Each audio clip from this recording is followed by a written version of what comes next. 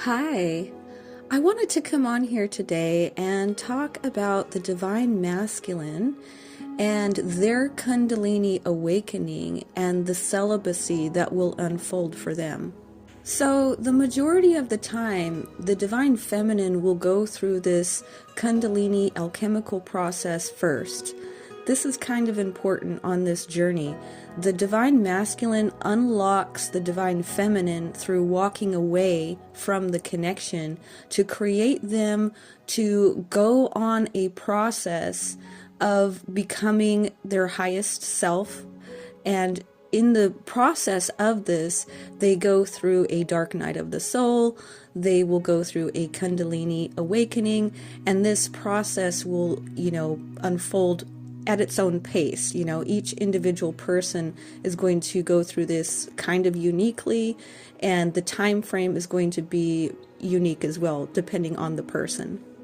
But once the divine feminine gets far enough on their own Kundalini awakening, which is the balancing of both the masculine and the feminine polarities within themselves, once they've gone through most of it, if not all of it, the divine masculine will then begin their process of being activated, and oftentimes this can be triggered as well by the divine feminine pulling back their energy. And because they've been focusing on themselves, their energy is then just contained within themselves. They're no longer pushing out at the divine masculine. And this will trigger the divine masculine, as I was saying, to also begin their alchemical process. So during that, you probably will not hear from the masculine as they're going through a lot of changes within themselves and their environment. Okay, so their environment will change. There will become more awareness. There will be more depth to the connection that they may have been suppressing for quite some time. But once that Kundalini is activated within the divine masculine, like I said, their environment will change, their inner world will change, and it begins this process. So we're talking about celibacy here, okay? Because I know a lot of divine feminines want to know, well, do they have to go through that too? Or do they go through that too? Because, it seems like they don't. It seems like they don't go through this phase of celibacy. So, yeah, I want to answer that question for you today. And the answer is yes, of course. They pretty much will experience very similar, not exactly the same, but similar experiences, right? So they experience being the runner, they also experience being the chaser, and they also go through the Kundalini awakening themselves. And as they go through that Kundalini activation, it will naturally unfold for them to have a period of celibacy, even if it only looks like them slowing down with their sexual activity. Essentially, how this unfolds for the masculine is that once that energy wants to rise up higher for them, it is a forced thing that can happen for the masculines where the energy shuts down, right? So basically, their sex drive can diminish. There can be even impotency, right? They just can't do it. And the reasons that they can't do it is that if they are involved in a relationship, say, whether that is a marriage or any other type of partnership, any type of karmic relationship, eventually what happens is that karma will start to kick in a little bit heavier at that point, okay? So, they may have had a pretty decent relationship with their partner, but once their Kundalini activation really sets in and they're going through the alchemical process, this will also trigger the karma between the partners.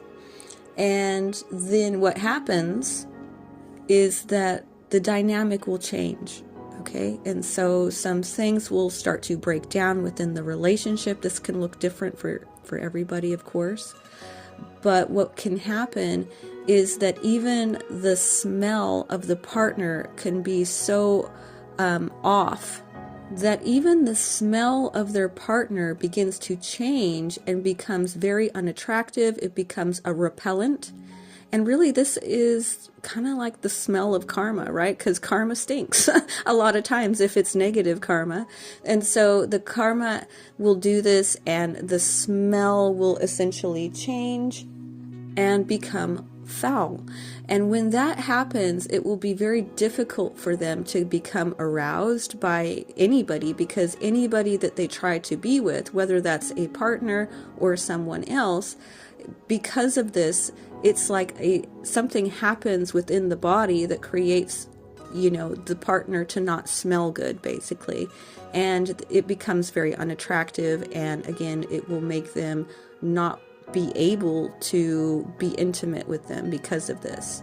Another thing that will happen when this is going on is that the divine masculine will become very much reminded of you more consistently. So they will constantly be reminded of you the way that we were, right? The way that we were kind of haunted by them. They will somewhat not be able to get you out of their mind. They will be constantly thinking about you, and really the people that may have been in their lives just don't measure up anymore, right?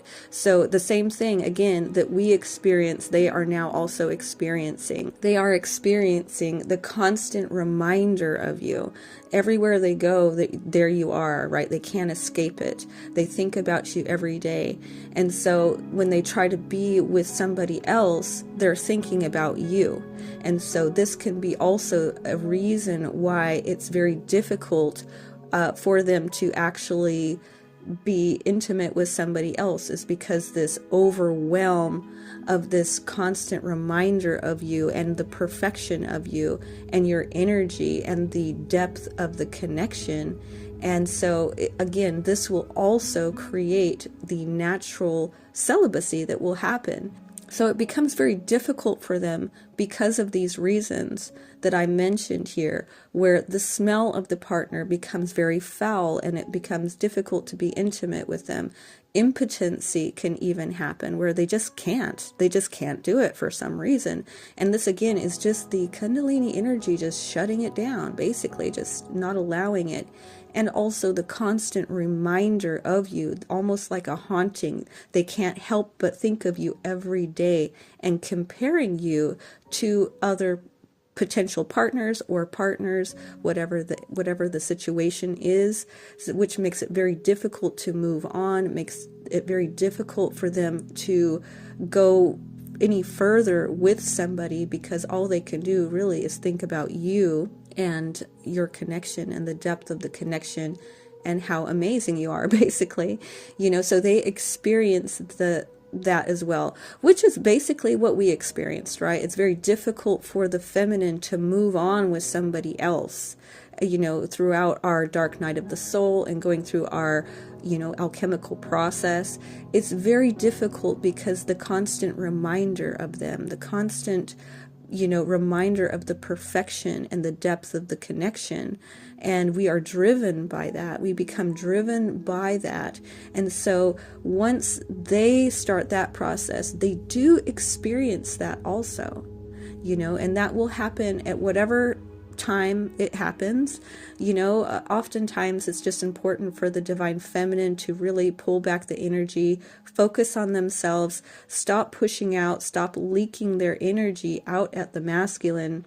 And like I always say, create the space for them to start their process and start expanding their energy and stepping into their own divine masculine energy, and for them to become a pillar of masculine energy. So once you are a pillar of feminine energy, then they get to start their process and do that. But as long as the feminine is still looping and pushing out at the masculine and really just focused on them in the physical and not just focusing on their own life, their own mission, their own spiritual life, their own physical life, their own, just really pulling in the energy and pouring into their own cup, focusing on manifesting abundance and just focusing on having a beautiful life with or without the twin. You really have to come to the point of being solid on your own and not needing the twin and being okay without the twin, knowing that this connection can never be severed, whether you're in physical union or not. Whether you're in physical union or not, you're always energetically connected to them, and that can never be broken. It can never be broken because you're one soul, you're one being, and whether their body is over there or not, you are still whole, because you're still, you have already begun that process, number one. And just being here in the physical world here together, was enough to get you this far, right? It's gotten you this far. And so you're able to have more trust and faith in yourself and more trust and faith in the process as well. So it will unfold naturally. It just unfolds naturally. But yes, the answer is absolutely the masculines will eventually go through the Kundalini alchemical process, and they will experience a period of celibacy as the energies are moving through their centers. And this is obviously when things have sort of gone further along, this will happen. You may not know about this because you may be in separation and you have no clue. Eventually they will tell you. Eventually all of this stuff will come out and there will be conversations about it. And also another thing to add in here is that, the divine masculines, being the physical twin, being the more grounded twin, they do have more physical challenges to overcome. And usually this is going to be, number one, sexual energy. Their sexual energy is, usually something that's very difficult for them to get under control because, this is a massive area in the divine masculine's energy that is dominant, number one, right? The masculine energy is literally resides in the sexual energy. So before they go through this process, it can be really so dominant in their lives that, they can be sex addicts. There can be pornography and multiple partners and, just really excessive sexual energy. Another thing is, substance abuse, alcoholism, drug addiction, all of these types of really dense physical challenges will most likely be some of their biggest challenges to overcome and lessons to learn in this lifetime. And really those are, some of the harder lessons to learn and to overcome. And that's again what I'm also quite often state is that they are a stronger energy, right? Their energy is stronger, like the sun's energy is a stronger energy. And the reason they're stronger is because they have to be stronger. They have to overcome these more difficult challenges, right? So this is another aspect of this in this dynamic where the feminines often have to overcome more the emotional, right? The internal things within themselves, the insecurities within themselves. This is lighter energy. It's not pleasant. Any divine feminine that is experiencing this or has experienced this knows how traumatizing that can be and how difficult it can be to overcome those insecurities. But remember, those are still internal. They're not as tangible, right? It's not as tangible, which is what the divine feminine is. That's our energy. It's internal. It's not as tangible. It's inside of us. Whereas the masculines, although they do have to overcome that internal struggle as well, but they also have more denser challenges to overcome. Like I said, the sexual energy, to get that under control. And also, like I said, usually some sort of substance abuse. Potentially, not always, but that can be a big theme for them potentially as well. But anyway, I do hope that was helpful. I'm going to go ahead and finish off here for today. I am sending you so much love. Thank you so much for listening, and I will talk to you later. Bye.